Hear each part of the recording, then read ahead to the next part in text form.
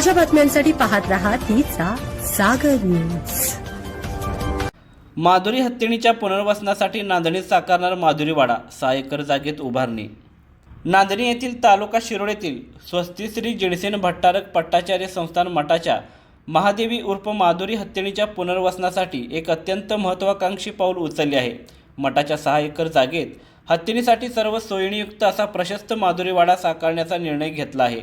गुजरात येथील वणतारा प्रकल्प आणि नांदणी मठ यांच्या संयुक्त विद्यमाने हा प्रकल्प साकारण्यात येणार आहे। त्यामुळे पश्चिम महाराष्ट्रातील अशा प्रकारचे पहिलेच अत्याधुनिक केंद्र ठरणार आहे। महाराष्ट्र शासन वणतारा आणि नांदणी मठ यांच्यात झालेल्या उच्चस्तरीय बैठकीत माधुरी हत्तीणीच्या प्रकृतीचा आढावा घेऊन या केंद्राला हिरवा कंदील दाखवला होता।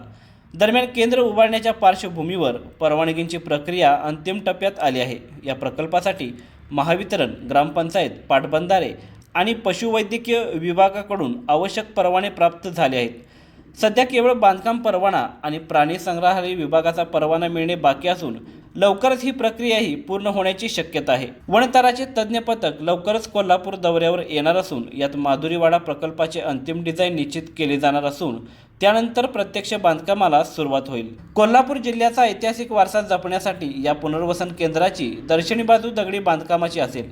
आतमध्ये मात्र हत्तीच्या आरोग्यासाठी प्रगत तंत्रज्ञान वापरले जाणार आहे। यामध्ये हायड्रोथेरपी सेंटर, हत्ती ट्रॅक व शेड, पर्यटन व शिक्षण, कर्मचारी निवास, पर्यटन गॅलरी, पार्किंग व्यवस्था, देखरेखीसाठी टॉवर गॅलरी, पशुवैद्यकीय पथक यांचा समावेश आहे। नांदणी येथे हा प्रकल्प उभारण्यात आल्यानंतर पर्यटनाला चालना मिळणार आहे। पश्चिम महाराष्ट्रातील अशा प्रकारचे पहिलेच अत्याधुनिक हे केंद्र ठरेल। जखमी किंवा आजारी हत्तींना या ठिकाणी उपचार मिळतील। माधुरी वाडा हा केवळ निवारा नसून हत्तींच्या सन्मानाने जगण्याचे आणि त्यांच्या आरोग्याचे रक्षण करण्याचे केंद्र असेल।